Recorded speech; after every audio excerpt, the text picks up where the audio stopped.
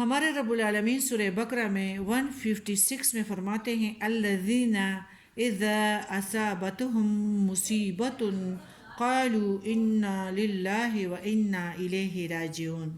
مصیبت یعنی مصیبت معنی ہے، ایک مرتبہ نبی کریم صلی اللہ علیہ وسلم نے فرمایا کہ جو شے بھی مسلمان کو ناگوار گزرے تو بس وہی اس کے حق میں مصیبت ہے. اس سے معلوم ہوتا ہے کہ مصیبت کے وقت یہی کلمہ پڑھنا چاہیے، انا للہ و انا الیہ راجعون. اس سے پہلے بھی میں آپ کو بیان کر چکی ہوں، لیکن مسلمان کے مختلف طریقوں سے آزمائش ضرور ہوتی ہیں تھوڑی بہت، اور اللہ تعالیٰ کی طرف سے یہ چیزیں ہوتی رہے گی. جو شخص صبر سے کام لیتا ہے اور ان آزمائشوں میں سے آسانی سے کامیاب ہو جاتا ہے، اس لیے اور ضرور اللہ تعالیٰ اگر مسلمان ہو اور اسے اللہ تعالیٰ کے سہارے پہ اور بھروسہ ہو تو وہ کامیاب ہو ہی جائے گا. اس لیے صبر کرنے والوں کا انجام جو ہے وہ بخیر ہوگا.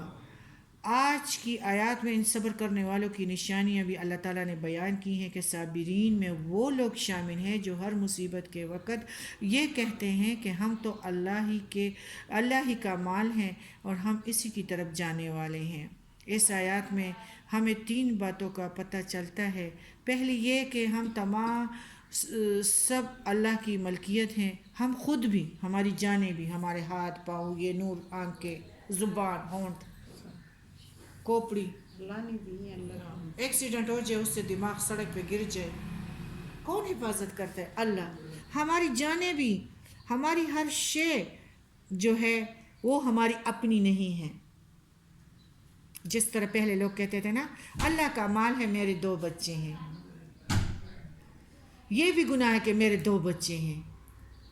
ہاں، اللہ کا مال ہے، میرے 4 بچے. دیکھو ہمارے بڑے اگر اتنا علم ان کے پاس نہیں تھا لیکن کبھی بھی نہیں کہا کہ میرے بچے. یہ بھی گناہ ہے. اللہ کا مال ہے 2. یہ حدیث ہے، اس کو اللہ نے پسند کیا، پیارے نبی نے.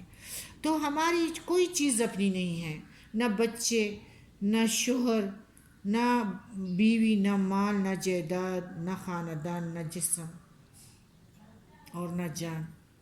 انسان کے رنج و غم اور درد کی وجہ یہ ہوتی ہے کہ وہ اپنی محبوب چیزوں کو اپنا ہی سمجھتا ہے.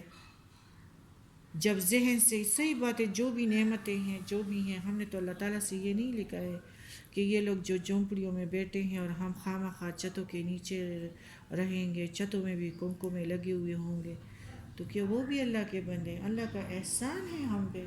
وہ بھی اللہ کے ہیں، ہم بھی اللہ کے ہیں. اللہ کا 1000 بار شکر ادا کرنی چاہیے.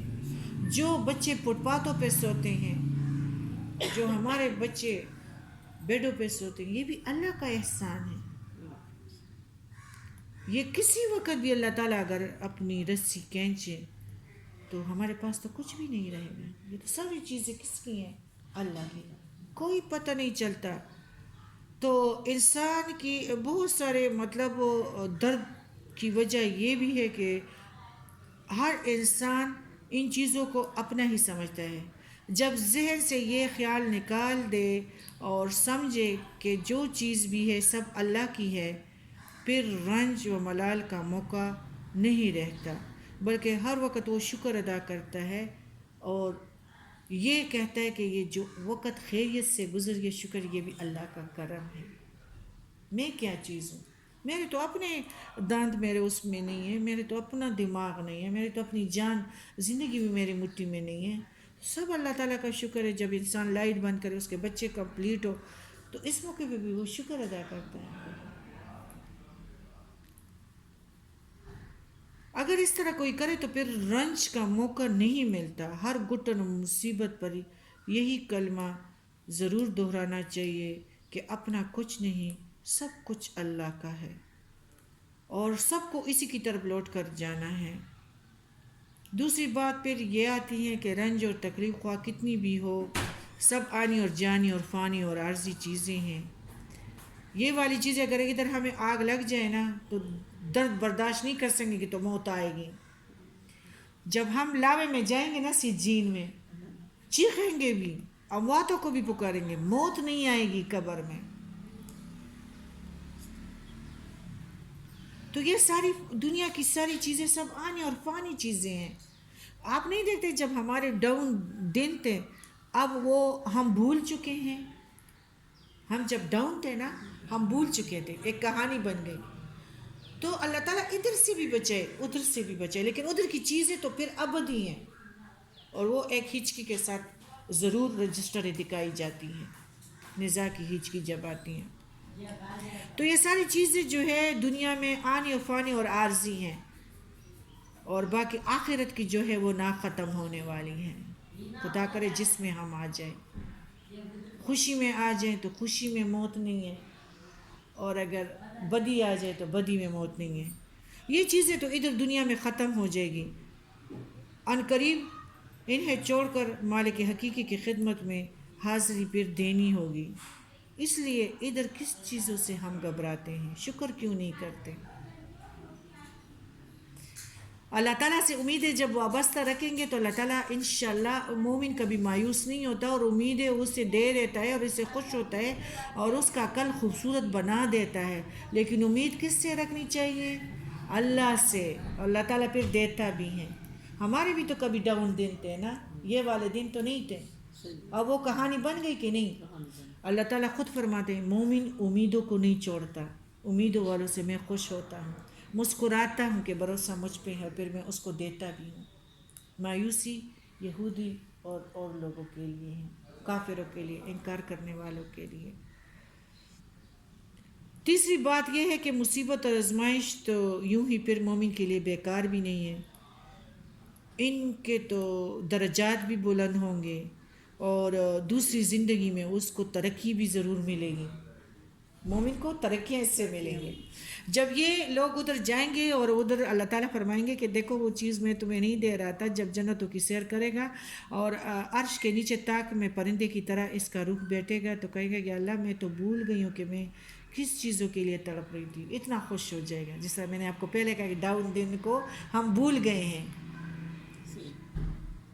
تو اس طرح جب ہماری روح قبض ہو جائے گی نا تو مومن کے لیے ادھر اللہ تعالیٰ فرماتے ہیں کہ مصیبتیں تو یوں بیکار تو نہیں دی جاتی. تھوڑا سا استاد جو تھوڑا سا وہ دیتا ہے جھڑکا تو پھر وہ کامیاب بھی ہوتا ہے نا. تو اللہ تعالیٰ فرماتے ہیں تو ادھر بھی تو دوسری زندگی میں تو اس کے لیے ترقیاں ہیں, اونچے مقامات ہیں, درجات ہیں, لیکن کیا ہے کہ صبر کرے. اور کیا کہے ان للہ, ہر مصیبت ان للہ و انا الیہ راجعون کہے. تو دوسری زندگی میں تو بہت سارے ان کے اجر اور ثواب ہیں جو ان کو ملیں گے, جو انہیں صبر سے اگر ادھر یہ لوگ برداشت مومن کر گیا, حق پر ثابت قدم رہا اور مقصد حقیقی کو ہاتھ سے نہ چھوڑا, اسے اسی استقامت کا اجر میرے پاس بہت ہی بڑا ہے. ہاں کہ ان لوگوں کے نہ کان نے سنا ہے نہ آنکھوں نے دیکھا ہے. واہ واہ جی, اجر عظیم بہت بڑا ہے. جب سلطان سلاطینوں کا بادشاہ ہمیں کہتا ہے کہ یہ اجر ان کو نہیں پتہ میرے پاس ہے, تو ہم واویلے کیوں مچاتے ہیں؟ کتنی پیاری پیاری باتیں ہیں نا سورہ بقرہ میں. ہم لوگ کہتے ہیں سورہ بقرہ لگایا کرو, سورہ بقرہ کے ترجمے کو سمجھیں گے تو ہاں تو پھر پتہ چلے گا نا آپ کو انا للہ و انا الیہ میں اتنے انعامات کا پتہ تھا؟ نہیں تھا. جو شخص یہ تینوں عقیدے جتنے زیادہ یعنی جس شخص کے تینوں عقیدے جتنے زیادہ مضبوط ہوں گے اس کو اسی قدر سکون اور اطمینان نصیب ہوگا. خدا کرے وہ پتوں سے بھی کچھ کھائے, کچھ بھی پہاڑ کے پیک پہ بیٹھا ہو لیکن وہ بے نیاز ہو جاتا ہے.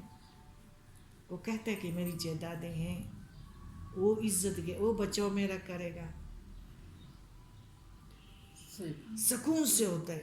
میرے مومن کو عجیب سی بے نیازی نصیب ہو جاتی ہے. وہ ہر وقت اطمینان سے ہوتا ہے کہ میں مومن ہوں, میرے عظیم رب کے پاس میرے درجے ہیں, جو گھڑیاں گزر گئی ڈاؤن والے یہ بھی گزر جائیں گے.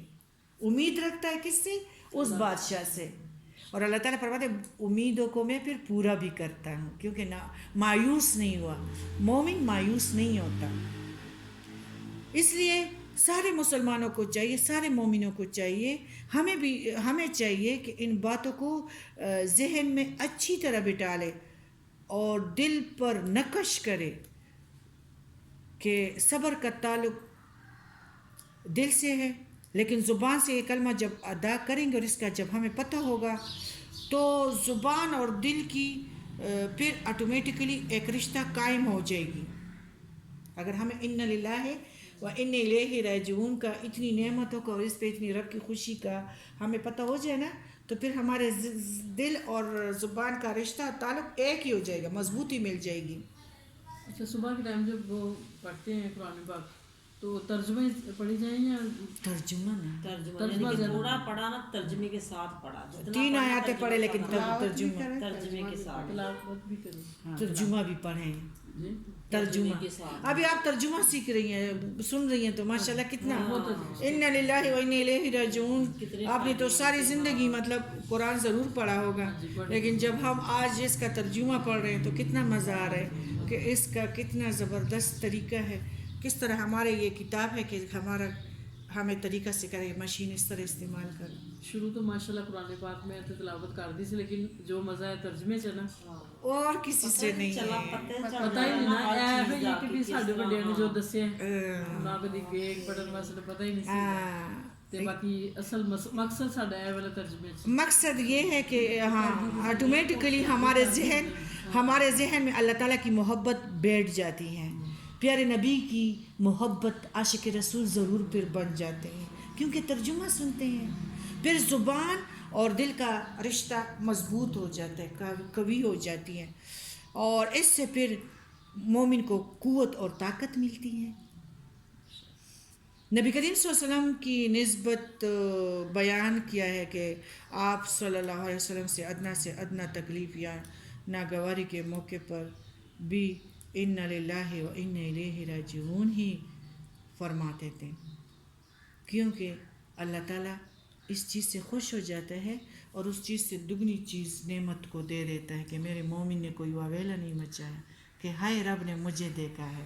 نہیں، ان للہ و ان الیہ راجعون. خدا کرے کوئی رشتہ ساتھ خواہ مخواہ چھوڑ جائے، خدا کرے کوئی عزیز آپ کے ساتھ خواہ مخواہ لڑائی 24 گھنٹے کرے، بس یہ نہیں. ان للہ و ان الیہ راجعون. یا اللہ میرے سمیت اس کو ہدایت دینا.